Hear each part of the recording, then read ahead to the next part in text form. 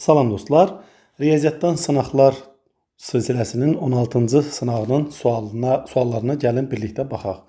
Suallara keçməmişdən qabaq sizdən xahişim videonu bəyənmək, paylaşmaq, kanala abunə olmaq və video şərhlər yazmaqdır ki, daha çox biz alqoritma vasitəsilə insanlara fikirlərimizi çatdıra bilək. İndi birinci sualda deyilir ki, fx funksiyası bərabərdir y üzəri x bölək y üstü x üstəgələk 2 şəklindədir. Deyir ki, həmin funksiyanın tərsinin 1/3 nöqtəsində aldığı qiyməti tapın. Birinci bunu uzun yolla başa salaq. Görək uzun yolla nə cür olur. Birinci üsulda verilmiş funksiyanın tərsini tapmalıyıq. Funksiyanın tərsini tapdıqda x ilə fx-in yerini dəyişməliyik. Beləliklə x bərabərdir y üzəri, deyək ki, tərsi f üstü mənfi 1x-dir, bölək y üzəri f üstü mənfi 1x üstəgəl 2. İndi f üstü mənfi 1x-in əvəzinə sadəlik üçün gəlin biz y yazaq. Beləliklə x bərabərdir y üzəri y bölək y üzəri y üstəgəl 2. Çarpaz şəkildə vursaq, x-in məxrəci 1-dir deyəm. Y üstü y-i 1-ə vurduqda y üstü y bərabərdir x vuraq y üstü y üstəgəl 2x. Buradan x vuraq y üstü y-i bərabərliyi sonuna atsaq, y üstü y çıxaq, x vuraq y üstü y bərabərdir 2x. Y üstü y-i ortaq vuruq çıxartsaq, 1 çıxaq x bərabərdir 2x. Buradan da y üstü y-i tapsaq, 2x-i bölürük 1 çıxaq x-ə və məqsədimiz y-i tapmaqdır. Y-i tapsaq, hər tərəfdən natural loqaritma alsaq, olar onda natural loqaritma mötərizə içində 2x çıxaq, başlayın 2x bölək məxrəcdə 1 çıxaq x. Deməli, bu bizdə f üzəri mənfi 1x funksiyasıdır. Yəni, tərs funksiyanın artıq formasını bu şəkildə biz müəyyən etmiş olduq. İndi f mənfi 1, x-in də yerinə 3/1 yazmalıyıq. Beləliklə, ln 2-ni 3/1-ə vurduqda sürətdə 3/2, 1-dən də 3/1 çıxdıqda yenə 3/2 bərabərdir. ln 1, biz də bilirik ki, ln 1 də bizə 0 verir. Deməli, bu funksiyanın, daha doğrusu bu misalın cavabı 0-a bərabərdir. Bəs bunu ikinci üsulla nə cür tapa bilərik? Biz dedik ki, deməli, tərs funksiyada təyin və qiymətlər bir-bir qarşılıqlı olaraq yerini dəyişir. Yəni, daha doğrusu, daha açıq şəkildə desək, təyin oblası ilə qiymətlər çoxluğu qarşılıqlı olaraq yerini dəyişir. Onda biz bu ifadəni elə fx-in yerinə 3/1 yaza bilərik. Çünki baxın, bu tərs funksiyada baxın x-dir, amma funksiyanın özündə dedik ki, qarşılıqlı yerini dəyişir. Bu fx-in qiymətidir. Onda 3/1 bərabərdir y üstü x bölək məxrəcdə y üstü x üstəgəl 2-dir. Buradan çarpa şəkildə vursaq, 3 vuraq y üzəri x üstəgəl 6 bərabərdir y üstü x. Buradan, bağışlayın, səhv vurdum. Deməli, bağışlayın, 3 vuraq y üstü x bərabərdir y üstü x üstəgəl 2. Buradan 2 vuraq y üstü x bərabərdir 2. Y üstü x bərabərdir 1. Burada da gələk biz x-ə 0 verək. Yəni, bu x bərabərdir 0, f üstü mənfi 1. Yəni, tərs funksiyada qiymətlər çoxluğuna uyğundur. Yəni, 0-a bərabər olmalıdır. İndi isə ikinci suala baxaq. İkinci sual olduqca maraqlı bir həndəsə sualdır. O mərkəzli çevrədə AC 6 cm-dir və ABC bucağı 120 dərəcə olarsa çevrənin uzunluğunu tapın. Biz bilirik ki, çevrənin uzunluğu L bərabərdir 2pi vurulsun R şəklində hesablanır. Bəs görəsən bu üçbucaqla nə cür tapa bilərik? Əgər çevrə, bucaq və üçbucaq varsa da, üçbucağın tərəf varsa da böyük ehtimalla biz sinuslar teoremini tətbiq eləyərdik. Onda sinuslar teoremini gəlin tətbiq eləyək. Tərəf, hansı tərəf? AC, yəni 120 dərəcəli bucağın qarşıdakı tərəf. Bölək sinus alfa, yəni 120 dərəcə bərabərdir 2 vurulsun böyük R. Onda belə çıxır ki, L bərabərdir. Biz, baxın, burada 2 vur R var. Bir də pi var. Pi vuraq, 2 R-in əvəzinə elə yaza bilərik. AC bölünsün sinus 120 dərəcə. Eyni zamanda bilirik ki, sinus 120 dərəcədə kök altında 3 bölək 2-yə bərabərdir. Beləliklə, L bərabərdir. Pi-nin qiyməti 3, AC-nin qiyməti 6 cm, sinus 120 dərəcənin qiyməti isə kök altında 3 bölünsün 2. 2 sürətə çıxar, onlar 3 vuraq. 6 cm vuraq 2, bölək kök altında 3. Sürət və məxrəci kök altında 3-ə vurmaqla məxrəci irrasionallıqdan azad edirik. Kök altında 3-ü kök altında 3-ə vurduqda 3, sürətdəki 3 ilə ixtisar gedir və beləliklə cavab 12 kök altında 3 cm olar ki, doğru cavab da A bəndinə uyğun gəlir. Üçüncü sual olduqca maraqlı bir həndəsə sualdır. Kvadrat və sahə ilə bağlı olan bir sualdır.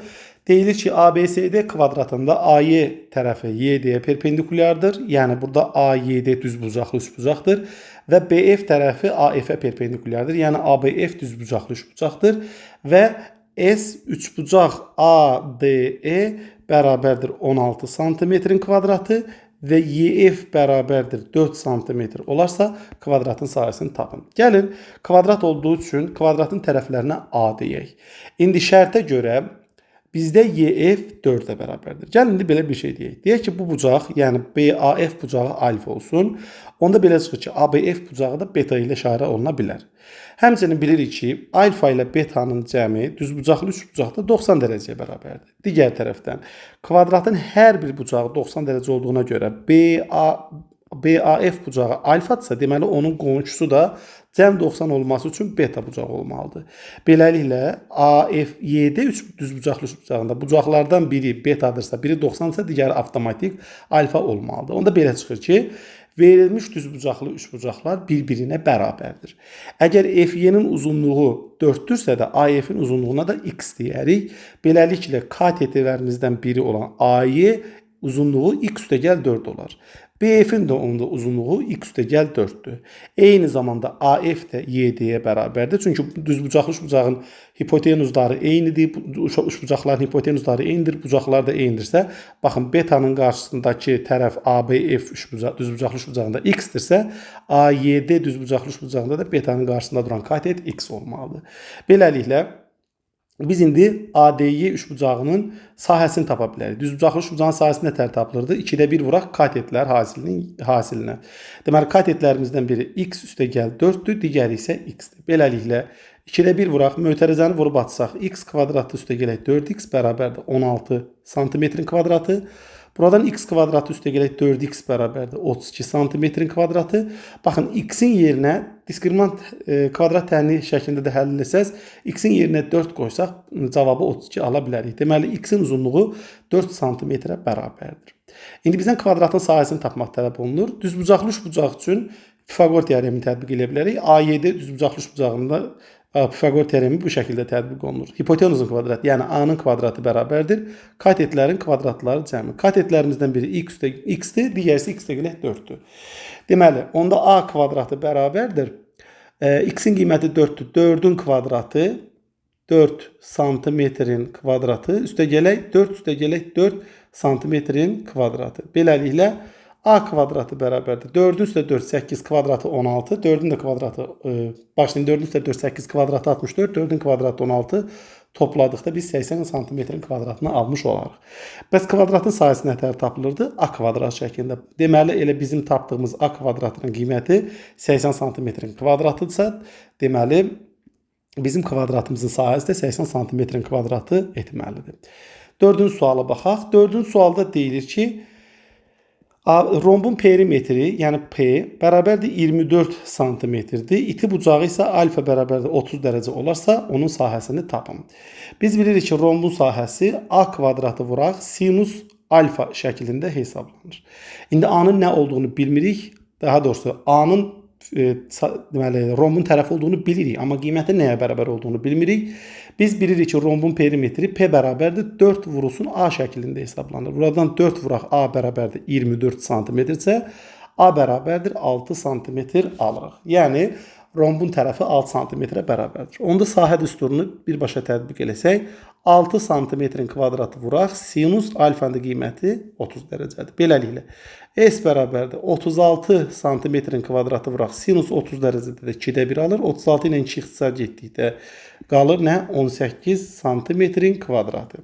Beləliklə, doğru cavab olar D bəndi. 5-ci suala baxaq. 5-ci sual maraqlı bir paralelogram sualdır. Sualda deyilir ki, ABCD paralelogramında AY və BY təm bölənlərdir. Təm bölənlərsə də bucaqlar uyğun olaraq A bucağı 2 yerə bölünüb, alfa alfa işarə edək. B bucağı da 2 yerə bölünübdür. Beta beta da bu şəkildə işarə edək. Biz bilirik ki, paralelogramda A bucağı ilə B bucağının cəmi 180 dərəcəyə bərabərdir. Yəni 2 alfa ilə 2 betanın cəmi 180 dərəcə olmalıdır. Buradan alfa üstəgələk beta üçün biz 90 dərəcə almış olarıq. Deməli, burada ABY düzbucaqlı üçbucaqdır. İndi biz nə edirik? Baxın, bu Y nöqtəsindən Bu EF parçasının davamını çəkirik və deyək ki, AB tərəfi ilə kəsişdiyi nöqtədə qoy olsun H. İndi şərtdə deyilir ki, EF BC-yə paraleldir. Onda belə çıxır ki, HF də BC-yə paraleldir. Paraleldirsə də onda belə çıxır ki, baxın burada HF AD-yə paralel olduğu üçün, A-yı da kəsən olduğu üçün burada daxili çarpaz bucaqlar alınmalıdır. Yəni bu HEA bucağı da alfaya bərabər olmalıdır. Onda belə çıxır ki, AH tərəfi HY tərəfinə bərabərdir. Eyni zamanda baxın yenə də BC tərəfi HF tərəfinə paralel olduğu üçün yenə də B-yi kəsəndir və burada uyğun olaraq daxili çarpaz bucaqlar əmələ gəlibdir. Deməli BYH da bizdə beta bucağına bərabərdir. Onda belə çıxır ki, HB də HY-yə bərabərdir. Yəni bu tərəfdə A-ya bərabər olar. İndi deyək ki, BC 16 santimetrdir, AB isə 10 santimetr. AB 10 santimetr isə yarı-yarı bölünür 5 santimetr. Onda HY-nin qiyməti də 5 santimetr olar. YF-in qiyməti isə 16-dan 5 çıxdıqda 11 santimetr qalar ki, doğru cavab da B bəndi olar. 6-cı sual vektorların toplanması ilə bağlı bir sualdır. 6-cı sualda deyilir ki, ABCD düzbucaqlısının diaqonalları O nöqtəsində kəsişir. BC 12 cm və AC 13 cm olarsa, M vektorunun uzunluğunu tapın. Deməli, gəlin M vektorunu yazaq. M vektoru AC vektoru, BA vektoru, OA vektoru və OB vektorlarının cəminə bərabərdir. İndi gəlin baxaq. MA vektoru, daha doğrusu M vektoru bərabərdir AC vektoruna. A-dan C-yə getmək üçün, baxın, bu AC vektoru iki yerə bölünür. Düzdür, diaqonalların kəsişmə nöqtəsində AO vektoru ilə OC vektorunun cəmi şəklində yazıla bilər. Onda deyirik ki, AO vektoru üstə gələk OC vektoru. Üstə gələk. İndi diqqət edirək. Baxın, BA vektoru ilə OB vektorunu topladıqda OA vektorunu almış olarıq. Baxın, indi burada BA vektoru və baxın, BA vektoru ilə OB vektorunun cəmi bizə nə verməlidir? OA vektoru. Onda yazaq OA vektoru, bir də üstə gələk əlavə OA vektorumuza. İndi baxın, AO vektoru ilə OA vektoru bir-birinin əksidir. Əks vektorların cəmi də sıfıra bərabərdir. Beləliklə, M vektoru bərabərdir. OC vektoru üstə gələk OA vektoru. İndi şəkilə diqqət edirək. Baxırıq ki, diaqonallar O nöqtəsində kəsişir. Biz də bilirik ki, düzbucaqlının diaqonalları kəsişdikdə yarıya bölünür. Onda belə çıxır ki, OC vektorunun uzunluğu OA vektorunun uzunluğuna bərabər olmalıdır. Amma OC vektoru ilə OA vektoru bir-birinə əks istiqamətlərdə yönəlibdir. Ona görə bu iki vektorun cəmi bizə 0 verməlidir. Beləliklə, vektorun əgər özü 0-a bərabərsə, komponentləri deməli onda hər biri 0-dır və onda onun uzunluğu da 0-a bərabər olar və doğru cavab olar D bəndi. Sonra 7-ci suala baxaq. 7-ci sual fəza ilə bağlı olan bir sualdır. Deyir ki, tərəfləri 6 cm və 8 cm olan düzbucaqlının müstəvi üzərində olmayan nöqtədən düzbucaqlının təpələrinə qədər məsafələr bərabər olub 13 cm-ə bərabərdir. Gəlin biz həmin bu düzbucaqlını çəkməyə çalışaq. Deməli, bu deyək ki, bizim düzbucaqlımızdır. Adlandıraq A, B, C və D. Və burada bir S nöqtəsi götürək. S nöqtəsindən bütün təpələrə qədər olan məsafələr bir-birinə bərabərdir. Baxın, bu şəkildədir. Onda bizdən soruşur ki, deyək ki, burada S nöqtəsidir. Bu nöqtədən düzbucaqlı müstəvisinə qədər olan məsafəni tapın. Yəni, S nöqtəsindən biz bir perpendikulyar endirsək, deyək ki, bu O nöqtəsinə düşür. O nöqtəsi haradır? Düzbucaqlının diaqonallarının kəsişmə nöqtəsi. Deməli, bu nöqtə nəyə düşür? Düzbucaqlının diaqonallarının kəsişmə nöqtəsinə. İndi burada biz deyək, bunu elə çəkək ki, ola bilər mən şəkili biraz əyri çəkmişəm. Gəlsin, bax, bura düşsün. Düzdürmü? İndi burada deməli 90 dərəcədir. Yaxşı, OC nədir? OC düzbucaqlının diaqonalının yarısıdır. Düzbucaqlının diaqonalı nətər tapılır? D kvadratı bərabərdir tərəflərin kvadratlarının cəminə. Yəni 6 cm-in kvadratı ilə 8 cm-in kvadratının cəminə. Beləliklə D kvadratı bərabərdir 100 cm-in kvadratını almış olarıq. D də bərabərdir neçə çıxar? 10 cm çıxar. Biz bilirik ki, düzbucaqlının diaqonalları kəsişdikdə yarıya bölünür. Onda belə çıxır ki, OC parçasının uzunluğu 5 cm-dir. İndi S nöqtəsindən bütün təpələrə qədər məsafələr deməli 13 cm-ə bərabərdir. Onda burada alınan düzbucaqlı üçbucaq O, S, S düzbucaqlı üçbucağı üçün biz asanlıqla deyə bilərik ki, əgər katetlərdən biri, başlayın burada gəlin təpələri düzgün çəkək. Katetlərdən biri 5 santimetrdirsə, hipotenuz da 13 santimetrsə, onda digər katet avtomatik olaraq 12 santimetr olmalıdır. Deməli, bu nöqtədən düzbucaqlı müstəvisinə qədər olan məsafə 12 santimetrə bərabərdir. İndi isə 8-ci suala baxaq. 8-ci sualda maraqlı bir fəza sualıdır və konusla bağlı olan sualdır. Deyilir ki, oturacağının sahəsi 12 pi santimetr kvadratı olan, dərhal yazırıq, S oturacaq bərabərdir 12 pi santimetr kvadratı, konusun tam səthinin sahəsini tapın. S tam bərabər sual. Biz bilirik ki, konusun tam səthinin sahəsi onun oturacağı ilə yan səthinin sahələrinin cəminə bərabərdir. Beləliklə, tam səthin sahəsi bərabərdir. Oturacağın sahəsi hesablanır pi r kvadratı, yan səthin sahəsi də hesablanır pi r l şəklində. Burada artıq l konusun doğranını ifadə edir. Gəlin indi biz məsələyə uyğun olaraq bu konusu çəkək. Baxın, deyir ki, o bərabər tərəfli konus. Bu deməkdir ki, konusun adlandırsaq əgər A, B, C şəklində, baxın, konusun bütün bu doğranları ilə oturacağın diametri, çevrənin diametri bir-birinə bərabər olmalıdır. Yəni, oturacağı çevrənin diametridirsə 2r-dirsə, onda doğran da nəyə bərabərdir? 2r-ə bərabər olmalıdır. Onda biz nə yazırıq? S tam bərabərdir pi r kvadratı, üstə gələk pi r vur, l-in yerinə də yazırıq 2r. Beləliklə, S tam bərabərdir 3 pi r kvadratı almış olaraq. Bəs oturacağın sahəsi veribdir. Oturacaq bizdə nədir? Baxın, oturacaq bizdə dairədir. Dairənin sahəsi də pi r kvadratı ilə hesablanır və məsələnin şərtində 12 santimetrin kvadratı verilmişdir. Beləliklə, S tam bərabərdir 3 vuraq pi r kvadratı 12 santimetrin kvadratıdırsa, onda tam səthin sahəsi üçün biz 36 pi santimetrin, bağışlayın, pilər qaldı, 36 pi santimetrin kvadratını almış olarıq ki, doğru cavabda D bəndi olar. 9-cu sual maraqlı bir funksiya sualıdır. Deyilir ki, fx bərabərdir 2x üstə gələk a çıxaq 4-ün kvadratı çıxaq 9a parabolasının təpə nöqtəsi OY oxu üzərindədir. OY oxu üzərində deyirsə, gəlin bunun mənasını başa düşək. Nə cür ola bilər? Deyək ki, bu bizim düzbucaqlı koordinat sistemimizdir, doğrudurmu? Bu y-dir, bu x-dir. Parabolanın təpə, əgər bizim parabolamız y bərabərdir x kvadrat şəklində olsa, baxışlayın, bunu biraz çalışaq, indi düz yaxşı çəkək. Baxın, bu formada çəkə bilmədik, bağışlayın, görək bunu. Deyək ki, buradadır, düzdürmü? Bunun təpə nöqtəsi hardadır? Y bərabərdir x kvadratıdırsa da, baxın, y bərabərdir x kvadratıdırsa da harada olmalıdır?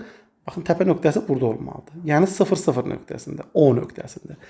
İndi mən əgər y bərabərdir, ya da ki, jx bərabərdir, x kvadratı üstə gələ, ya da ax kvadratı üstə gələ b şəklində bir parabolik funksiyanın qrafikini qurmaq istəyirəmsə də, əgər deyək ki, a sıfırdan böyük, b sıfırdan böyük olan hal üçün biz bu şəkildə bunu çəkməliydik. Yəni, parabolamız qolları a sıfırdan böyük olduğu üçün yuxarı olmalıdır və b sıfırdan böyük olduğuna görə y oxunda b qədər biz bunu yuxarı sürüşdürməliydik.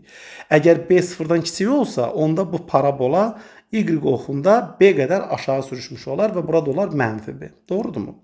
İndi biz bu xassiyyandan artıq istifadə etməliyik. Yəni, bizim bu funksiyamız sadəcə olaraq x-dən asılı olan bir şey olmalıdır. Yəni, mötərizəsində başqa əlavə heç bir hədd qalmamalıdır. Onda a çıxaq 4 gərək 0 olsun. Onda a da nəyə bərabər olmalıdır? 4-dür. Beləliklə, bizim funksiyamızın forması nətər olur? A-nın yerinə 4 qoysam, a çıxaq 4 bizdə 0 eləyir. Yerdə qalır 2x-in kvadratı, yəni 4x kvadratı çıxaq. A-nın yerinə 4 qoysaq, 4 dəfə 9 edər 36. Beləliklə, fx bərabərdir 4x kvadratı çıxaq 36 olar. İndi deyir ki, təpə nöqtəsi OY oxu üzərindədir. Bu deməkdir ki, x-a 0 versək, biz fx0-a, daha doğrusu fx0 yox, f0-a nə almış olarıq? Mənfi 36. Və deyir ki, verilmiş parabola OX oxunu A və B nöqtələrində kəsir.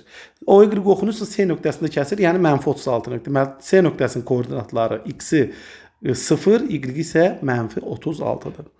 İndi absis oxunu kəsirsə də, yəni OX oxunu kəsirsə, fx'imiz bizdə 0 olmalıdır. Yəni 4x kvadratı çıxaq 36 bərabərdir 0 olmalıdır. Buradan 4x kvadratı bərabərdir 36, x kvadratı bərabərdir 9, x də bərabərdir plus minus 3 almış olarıq. Deməli, mənim funksiyamın qrafiki bax bu şəkildə olmalıdır. Bu y oxumuz, bu bizim x oxumuz. Baxın, belə bir parabola olmalıdır. Kəsdiyi, y oxunu kəsdiyi yer bura x-dir, mənfi 36-dır. X oxunu kəsdiyi yerlər isə A və B nöqtələri idi. Koordinatlar isə uyğun olaraq mənfi 3 ilə 3-dür. Bu isə S nöqtəsi idi. İndi ABC üçbucağın sayısını tapın. Gəlin birləşdirək. Baxın, BC və AB. Burada indi alınmış bu üçbucağın sayısı nə tər tapırdıq? Üçbucağın sayısını tapmaq üçün yazırıq 2-də 1 vuraq, tərəf AB, vuraq tərəfə çəkilən hündürlük də nə idi bizdə? OC. Beləliklə, S üçbucaq ABC bərabərdir 2-də 1 vuraq. AB parçasının uzunluğunu tapaq. AB parçasının uzunluğu bərabərdir 3 çıxaq mənfi 3-dən 6-dır. OC parçasının uzunluğu isə 0 çıxaq mənfi 36-dan 36-dır. Beləliklə, biz 108 cavabını alırıq ki, doğru cavab da B bəndi olar. 10-cu suala baxaq. 10-cu sualda deyilir ki, Z bərabərdir A üstə gələk BI bölək 1 çıxılsın 2i kompleks ədədi üçün həqiqi hissə 3-ə, xəyali hissə 4-ə bərabər olarsa AB hasilini tapın. Gəlin bu kompleks ədədin məxrəcini rasional ifadəyə çıxardaq, yəni həqiqi ədədə çevirək. Ona görə 1 çıxaq 2i-ni öz kompleks qoşması 1 üstə gələk 2-yə vururuq. Eyni qayda ilə sürəti də 1 üstə gələk 2i-yə vurmalıyıq. Beləliklə, məxrəcdə kvadratlar fərqi alırıq. 1-i 1-ə vuruqda 1 çıxaq. 2-ni 2-yə vurduqda isə 4i kvadratı. Sürətdə isə olur A üstə gələk 2ai, üstə gələk bi, üstə gələk 2b vuraq i-nin nəyi kvadratı. İndi i kvadratı mənfi 1-ə bərabər olduğundan məxrəcdə alırıq. i-nin kvadratı yerinə mənfi 1 qoysaq, mənfi 4 vur mənfi 1, müsbət 4, 1 də əlavə elədik 5. Sürətdə isə A, i kvadratı mənfi 1-dir, 2b-yə vurduqda mənfi 2b, üstə gələk 2a üstə gəl b, vuraq i. Bax, bu şəkildə yazdıq. İndi verilmiş bu kəsiri də məxrəci 5 olan 2 kəsirin cəmi şəkildə parçalasaq, baxın, bu şəkildə parçalayaq və indi baxaq. Deyək ki, həqiqi hissə 3-dür. Yəni 5-də A çıxaq 2b bizdə 3 olar. Onda belə çıxır ki, A çıxaq 2b elə də 15.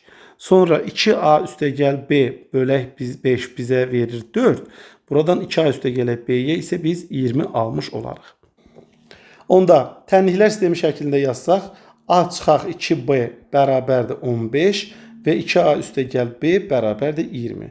İkinci tənliyi müsbət 2-yə vurub birinci tənliyini tərəf-tərəfə toplayaq. Beləliklə, birinci tənliyimiz A çıxaq 2b bərabərdir 15-dir. İkinci tənliyimiz isə 4a üstə gələk 2b bərabərdir 40-dır. Beləliklə, tərəf-tərəfə toplasaq, mənfi və müsbət 2b-lər islah olar. A-nın üstə 4a gəldikdə 5a, 15-in üstə də deməli biz 40 gəldikdə edər 55. Buradan A üçün biz 11 almış olarıq. İndi birinci tənlikdə A-nın yerinə 11 qoysaq, 11 çıx 2b bərabərdir 15-dən, mənfi 2b bərabərdir 15-dən 11 çıxarıq 4, b də bərabərdir mənfi 2. Buradan AB hasili üçün 11 vur mənfi 2, alarıq mənfi 22. Yəni doğru cavab olar B bəndi. İndi isə 11-ci suala baxaq. Bağışlayın. 11-ci sual aşağıdaymış. 11-ci sualda deyilir ki, verilmiş kvadrat tənliyin kökləri qarşılıqlı əks ədədlər olarsa. Əgər biz kvadrat tənliyin kökləri sözünü görürüksə də, deməli, biz ağlımıza o dəqiqə gətirməliyik ki, Viet teoremi tətbiq olmalıdır. Viet teoremi hansı kvadrat tənliklər üçün idi? Çevrilmiş kvadrat tənliklər üçün. Bəs çevrilmiş kvadrat tənlik nə idi? Çevrilmiş kvadrat tənlikdə x kvadratının əmsalı müsbət 1 olmalı idi. İndi isə 2-yə bərabər. Deməli, ona görə verilmiş tənliyin bütün hədlərini 2-yə bölürük. 2-yə bölürük və biz beləliklə çevrilmiş kvadrat tənlik alırıq. İndi deyilir ki, tənliyin kökləri qarşılıqlı əks ədədlərdir. Yəni x1 ilə x2 bir-birinin əksidir. Onda belə çıxır ki, qarşılıqlı əks ədədlərin cəmi 0-a bərabər olduğu üçün tənliyimizin kökləri cəmi də 0 olmalıdır. İndi tənliyin kökləri cəmi isə x-in qarşısında duran əmsalın əks işarəsidir. Yəni mənfi 2-də 3m üstəgəl 9 bərabərdir 0 olmalıdır. Onda belə çıxır ki, 3m üstəgəl 9 bərabərdir 0-dır və m üçün biz -3 alırıq. Kökləri hasili isə deyir, nəyə bərabər olar? x1 vuraq x2 isə bizdə m çıxılsın 5 bölünsün 2-dir. Buradan x1 vur x2 bərabərdir. M-in yerinə -3 qoysaq 5 də çıxdıqda -8, 2-yə də böldükdə -4. Deməli, doğru cavab olar A bəndi. 12-ci sual yaxşı bir, qəşəng bir ehtimal sualdır. Deyilir ki, 2 rəqəmli natural ədədlərdən təsadüfən seçilən birinin 3-ə və ya 5-ə bölünən ədəd olması hadisəsinin ehtimalını tapın. Deməli, biz birinci mümkün halların sayını tapmalıyıq. Mümkün halların sayı 2 rəqəmli ədədlərdir. İlk 99 ədəddən 9 dənəsi bir rəqəmli ədəd olduğu üçün 2 rəqəmli ədədlərin sayı 90 sayda olur. İndi bu 90 dənə ədədin içərisində 3-ə bölünənləri tapsaq, biz alarıq 30 dənə. 90 dənə ədədin içərisindən 5-ə bölünənləri tapsaq, alarıq 18 dənə. Həm də yadımıza salırıq ki, 3-ə və 5-ə bölünən ədədlər eyni zamanda 15-ə də bölünür. Ona görə 3-ə bölünən ədədləri A çoxluğu ilə işarə eləsək, elementlərin sayı 30. O 5-ə bölünən ədədləri biz B çoxluğu ilə işarə etsək, B çoxluğunun elementlərinin sayı 18 olar. Bəs 5-ə və 3-ə eyni zamanda bölünən, yəni ədəd nəyə bölünür? 15-ə. 15-ə bölünən ədəd sayı neçədir? 90-ı 15-ə bölərik, alarıq 6. Deməli, həm 3-ə, həm də eyni zamanda 5-ə bölünən ədəd dedikdə A ilə B-nin kəsişməsində olan elementlərin sayını nəzərdə tuturuq ki, o da 6-ya bərabərdir. Beləliklə, 3-ə və 5-ə bölünən ədədlərin, 3-ə və ya 5-ə bölünən ədədlərin sayı nəyə bərabər olur? A ilə B-nin birləşməsindəki elementlərin sayını tapdıqda A-dakı elementlərlə B-dəki elementləri toplayıb onların kəsişməsində olan elementləri çıxmaq lazım idi. Beləliklə, A ilə B-nin birləşməsində olan elementlərin sayı bərabərdir 30 üstəgəl 18 çıxaq 6, o da bərabərdir 42. İndi biz ehtimalı tapa bilərik. Əlverişli hallar sayı 42-dir. Ehtimal isə P bərabərdir 90-da 42 olar. 6-ya da ixtisar aparsaq, sürətdə 7, məxrəcdə isə 15 almış olarıq. Beləliklə, bizim ehtimal 15-də 7-yə bərabər olar. Doğru cavab edər C bəndi. 13-cü suala baxaq. 13-cü sualda deyilir ki, A və B çoxluqları verilmişdir. Bu çoxluğun 7 elementli A çoxluqlarından neçəsində A çoxluğu yoxdur. Biz indi neçəsində A çoxluğu var tipli düşünsək daha sadə olar. Ümumiyyətlə sual verir ki, görəsən, B çoxluğunun 7 elementi neçə çoxluğu, alt çoxluğu var? Onun üçün tapırıq. Kombinzon 7 elementdən, baxın, 9 elementdən 7. Çünki 9 dənə B çoxluğunda element var və biz 7 elementli alt çoxluqlarına baxmaq istəyirik. Beləliklə, sürətdə 9 faktorial, məxrəcdə isə 7 faktorial vur. 9-dan 7 çıxdıqda 2 faktorial. 9 faktorialı yazarıq. 7 faktorial vur, 8 vur, 9. Məxrəcdə isə 7 faktorial vur, 2 faktorial isə 2-yə bərabərdir.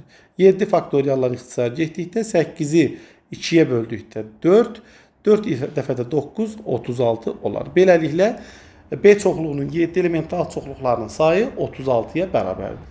İndi isə gəlin belə bir şey düşünək. Deyək ki, görəsən 7 elementli A çoxluqlar düzəldəndə neçəsində A çoxluğu tamamilə var.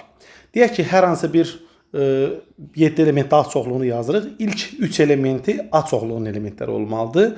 7 element deyirsə 4 dənəsinin yeri boş qalır. İndi mən B çoxluğundan 1, 2, 3-cü elementləri silirəmsə də əlimdə mənim 6 dənə element qalır və mən 6-sından hər dəfə 4-ünü götürməliyəm. Beləliklə fikirləşirəm ki, 6 elementdən 4-ünü neçə üsulla götürə bilərəm? 6 faktorial bölünsün, 4 faktorial vuraq, 2 faktorial şəklində hesablamalıyam. Yəni kombinzon 6-dan 4-ü. 6 faktorialı yazaram, 4 faktorial vur, 5 vur 6. Məxrəcdə isə 4 faktorial vur, 2 faktorial isə bizə 2 verir.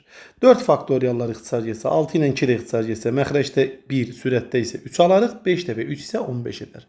Deməli, 7 elementli alt çoxluqların 15-də alt çoxluğu var. Neçəsində yoxdur desə, 36-dan biz 15-ini çıxmalıyıq və 21 almalıyıq. Doğru cavab olar C bəndi. 14-cü suala baxaq. 14-cü sualda deyir ki, satıcı birinin maya dəyər 16 qəpik olan müəyyən sayda limonun 5-də birini 20 qəpikdən satıbdır. Yəni, x sayda limon varsa 5-də 1x, qalanını isə, yəni 5-də 4x-ini isə 25 qəpikdən satıbdır. Satıcı bütün limonlardan 2 manat gəlir əldə edərsə, limonların sayını tapın. Baxın, 5'te 1 x saydasını 20 qəpikdən satıbsa, hərəsində 4 qəpik qazanc edibdir. Üstə gələk. 5'te 4x'ini isə 25 qəpikdən satdığına görə hər birində 9 qəpik. Çünki 16-dan üstə 9 gəlsə 25 alırıq. 9 qəpik qazanc əldə eləyər və hamısını bir yerdə cəmi 2 manat eləyər. 2 manat isə 200 qəpik deməkdir. Beləliklə, baxın 5'te 1 x'i 4-ə vurduqda alırıq 5'te 4x. Üstə gələk 5'te 4x vur 9 bərabərdir 200. İndi baxın 5'te 4x'dən bir dənə burada, 5'te 4x'dən 9'u burada toplasaq, onda 5'te 4x'dən 10 sayda almış alarıq. O da bərabərdir 200'ə. Baxın, burada 10 ilə 5'i ixtisar aparsaq, məxrəcdə 1, sürətdə 2 alaram. 4x 2'yə vurduqda 8x bərabərdir 200. X də bərabərdir 25 almış olaraq. Deməli, limonların sayı 25'ə bərabər olar ki, doğru cavab da D bəndi edər. 15-ci suala baxaq. 15-ci sual tunel qatar məsələsidir. Öz uzunluğunda bir tuneli 30 saniyə keçən qatar öz uzunluğundan 4 dəfə böyük olan tuneli eyni sürətlə neçə saniyə keçər? Biz bilirik ki, qatar müəyyən uzunluqda deməli tuneli keçdikdə gedilən yol qatar ilə tunelin uzunluğunun cəminə bərabərdir. İndi deyək ki, öz uzunluğunda bir tunel. Qatarın uzunluğuna L desək, tunelin uzunluğu da L olur. Onda L üstə gəl L bərabərdir. Sürəti olsun V vuraq nəyə? Zamana. Çünki gedilən yolu tapmaq üçün biz sürəti zamana vurmalıydıq. İndi deyək ki, öz uzunluğundan 4 dəfə böyük olsun. Qatarın uzunluğu yenə L-dir. Tunelin uzunluğu bu dəfə 4L olur. Həmin sürətlə deyirsə, yəni eyni sürətlə deyirsə, sürət V olaraq qalır. Neçə saniyə keçər? T saniyə keçər, vur T. Beləliklə biz nə alırıq? Birinci tənlikdən 2L bərabərdir 30V və aşağıda da 5L bərabərdir VT. Tərəf-tərəfə bölsək 2L böl 5L bərabərdir 30V bölünsün VT. Beləliklə buradan biz L'ləri ixtisar aparsaq, 2 ilə 30 ixtisar aparsaq, sol tərəfdə sürətdə 1, sağ tərəfdə sürətdə isə 15 alarıq. Çarpaz şəkildə vursaq, əvvəlcə V'ləri də ixtisar aparaq, bağışlayın. V'ləri də ixtisar aparsaq, 1 vur T bizə T verir, 5 dəfə də 15, 75. Deməli, doğru cavab olar 75 saniyə. 16-cı suala baxaq. 16-cı sualda deyilir ki, A və B təmin ədləri üçün bu bərabərlik doğru olarsa. Gəlin bu bərabərliyi əvvəlcə yazaq. Baxın, bu şəkildə biz bunu yazdıq. İndi bu ifadə iki kəsirin cəmi nə zaman 1-ə bərabər olur? Gərək kəsirlərin hər biri 2-də 1 olsun. Deməli, onda belə çıxır ki, həm 3A çıx B 2-yə bərabərdir, həm də A üstə gəl B çıxaq 16 2-yə bərabərdir. Əgər tərəf-tərəfə toplasaq, mənfi və müsbət B-lər islah olar. Beləliklə, 4A çıxaq 16 bərabərdir 4-dən, 4A bərabərdir 20, A isə 5 olar. A 5-dirsə də birinci ifadədə A-nın yerinə 5 qoysaq, 3 dəfə 5, 15. 15 çıxaq B bərabərdir 2-dən, B-yə də 13 almış olarıq. Beləliklə, A vur B bərabərdir 13 dəfə 5 edər 65, yəni B bəndi olar. 17-ci suala baxaq. 17-ci sualda deyilir ki, verilmiş nisbətləri 3x-ə bərabərsə də, verilmiş bu ifadədən x-i tapın. Deməli, B-də A nəyə bərabərdir? 3x-ə. Hər birini 3x-ə ayrı-ayrılıqda götürək. D-də C 3x-ə bərabərdir. F-də Y 3x-ə bərabərdir. Onda belə çıxır ki, A 3bx-dir, C 3dx-dir və Y də 3fx-dir. Onda gəlin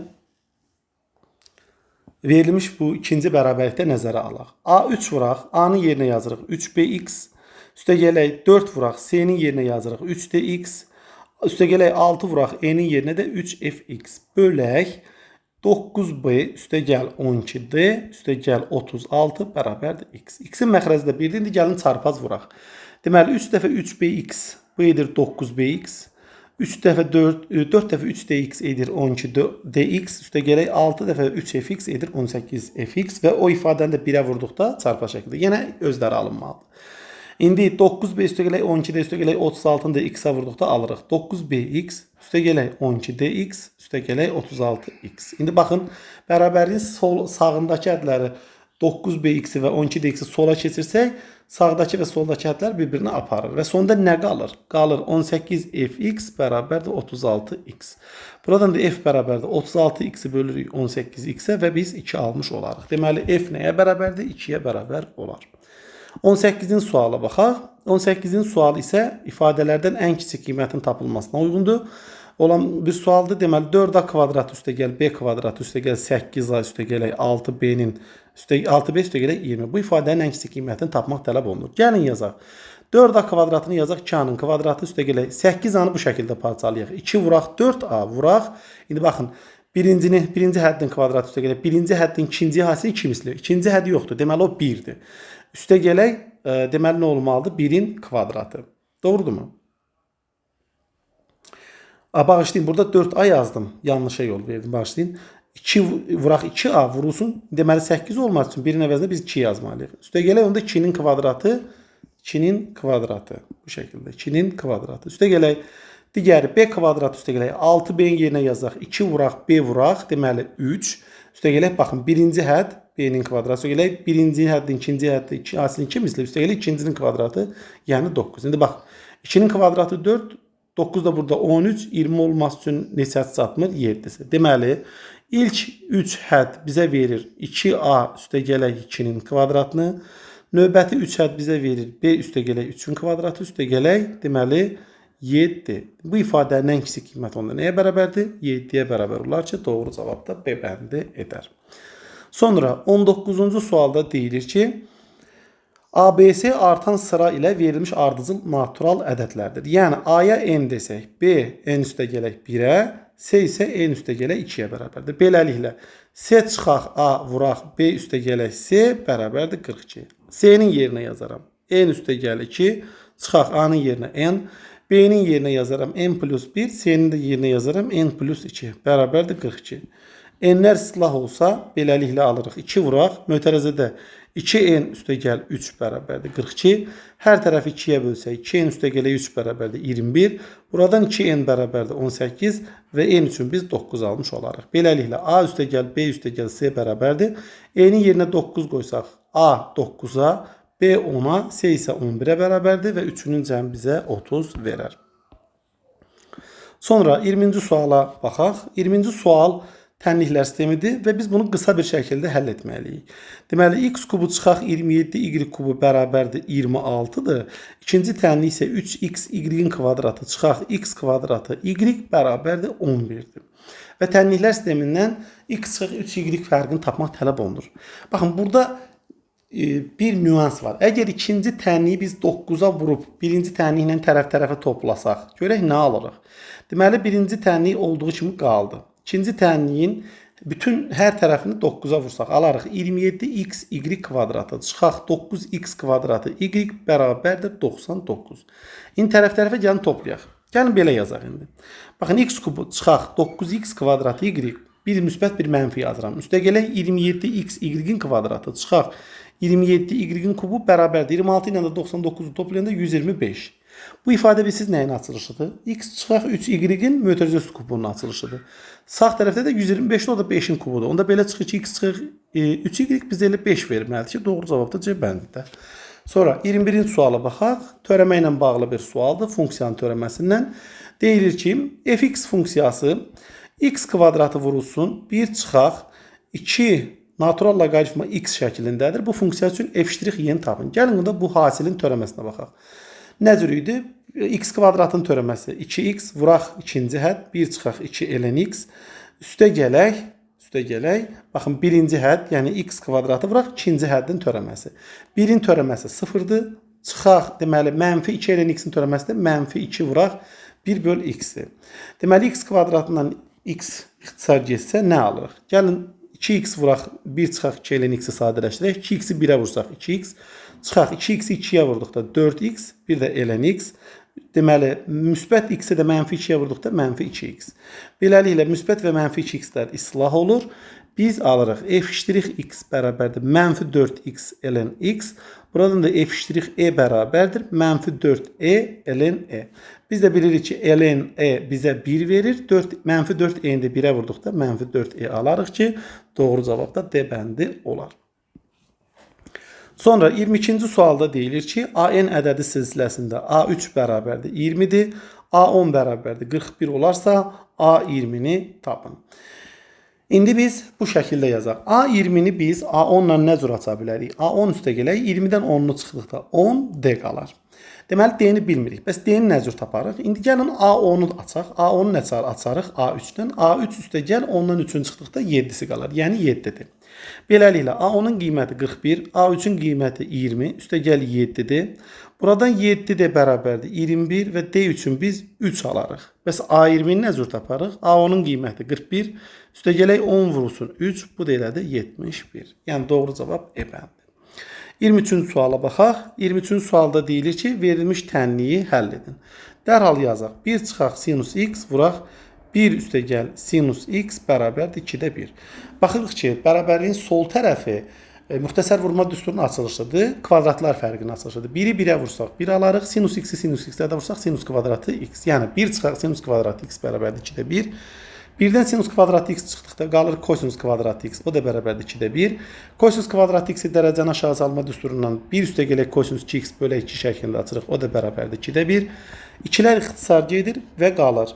1 üstə gəl kosinus, bağışlayın, 1 üstə gəl kosinus 2x bərabərdir 1 və kosinus 2x bərabərdir 0 alırıq. Bu isə xüsusi həldir. 2x bərabərdir kosinus 0-ı nə vaxt alır? Pi bölü 2 üstə gələk pi-k-da və x-i biz tapsaq, hər tərəfi 2-yə bölsək, pi bölü 4 üstə gəl, pi-k bölünsün 2 almış olarıq ki, doğru cavab da A bəndi edər. 24-cü suala baxaq. 24-cü sualda deyilir ki, gəlin qırmızı ilə yazaq. Verilmiş üstlü tənliyi həll edin. Dərhal yazırıq. 9 üzəri x çıxaq 2/5 bərabərdir 27-də 1. 9-u nə cür yaza bilərik? 3-ün kvadratı şəklində üzəri x çıxaq 2/5 bərabərdir 27-də 1 isə 3 üstü mənfi 3 şəklində yazaq. 3 üzəri 2-ni x çıxaq 2/5-ə vurduqda alırıq 2x çıxaq 5 bərabərdir 3 üstü mənfi 3. Əsaslar eyni olduğuna görə qüvvətlər də bərabər olmalıdır. Yəni 2x çıxaq 5 mənfi 3 ola bərabərdir. Buradan 2x bərabərdir 2, x-ə də biz 1 almış olarıq ki, doğru cavab da A bəndi edər. 25-ci isə sual isə trigonometriyanın tətbiqi ilə loqaritmik ifadələrin sadələşdirilməsidir. Deməli, loqaritma sinus x əsasdan 1 çıxaq kosinus x üstə gələk loqaritma sinus x əsasdan 1 üstə gələk kosinus x. Biz bilirik ki, loqaritmaların əsasları eyni olduqda toplanma zamanı loqaritmanın əsası olduğu kimi qalır. Loqaritmanın daxilində isə loqaritmik ifadələr bir-birinə vurulur. Yəni 1 çıxaq kosinus x 1 üstə gələk kosinus x-ə vurulur. O da bərabərdir. Olur loqaritma sinus x əsasdan. Deməli, loqaritmanın daxilindəki ifadə kvadratlar fərqinin açılışıdır. 1-i 1-ə vurduqda 1, kosinus x-i isə özünə vurduqda kosinus kvadratı x alırıq. Həmçinin bilirik ki, 1 çıxılsın kosinus kvadratı x bizə verir sinus kvadratı x və loqaritmanın xassəsinə görə qüvvət düşür qarşıya. Olur 2 vuraq loqaritma sinus x əsasdan sinus x və bu ifadə də 1-ə bərabərdir. Çünki loqaritmanın əsası ilə loqaritma altındakı ifadə eyni olduqda loqaritmanın qiyməti 1-ə bərabərdir. Beləliklə 2 vur 1 2-yə bərabər olar ki, doğru cavab da B bəndi olar. Beləliklə biz 16-cı sınağın suallarına da baxdıq. Ümid edirəm ki, hər hansı bir səhvə yol verməmişik. Əgər hər hansı bir səhvlə rastlaşsaz, videonun şərh bölməsində qeyd edə bilərsiniz. Həmçinin misallara dair öz təklif və iradlarınızı və həllərinizi videonun şərh bölməsində qeyd edə bilərsiniz. Sağ olun, diqqətiniz üçün təşəkkürlər.